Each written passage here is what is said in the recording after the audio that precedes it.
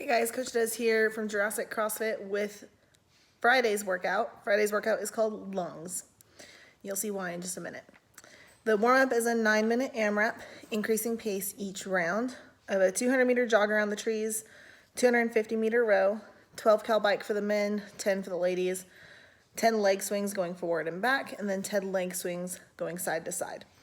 After the AMRAP, we're going right into the WOD, which is basically bike, run, and row all sandwiched together. You're doing 100 cal bike for the guys, 80 cal bike for the ladies, 1 mile run, again, that's 11 laps around the trees, and then a 2K row. Ideally, we'll move through in that order, but obviously we only have 8 bikes and 10 rowers, so especially for those bigger classes, you'll need to change the order up in order to make it happen. So I would recommend just having people start on something different. Maybe they start on the run, or maybe they start on the row, and just move through it that way. Obviously the run doesn't take any equipment, so they can do that one kind of whenever. 32-minute time caps, this will be a long one.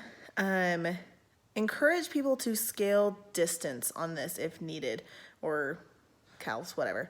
Obviously the run, I think, is going to be the limiting factor for most people. Most people can get through the 2K row, not a problem. You know, no one's going to like the 80 cal bike, but they can do it in a decent amount of time for most people.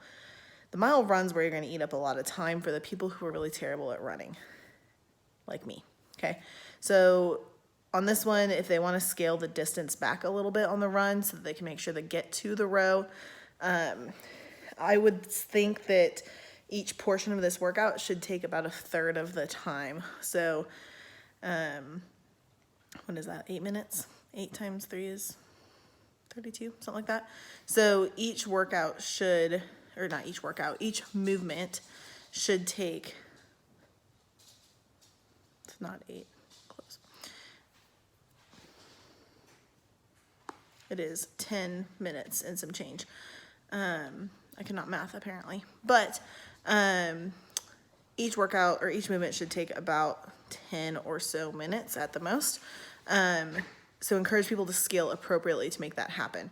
Try and have them pick something at the beginning that they want to stick with, right? So if they're like, well, my mile time's 15 minutes, so maybe I'll do 3/4 of a mile, right? That should put you right around 10 minutes, and have them pick that at the beginning rather than getting mid-workout just being like, I'll just work for 10 minutes and I'll stop when I'm done. Like, pick something that you want to stick with.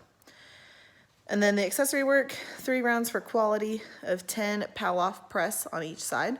Those are where you have the band. It'll be with a band in the rig where you like hook the band in and you hold that out in front of you and you walk away from the rig, and it's a core stability exercise. There's a video on the website as well there.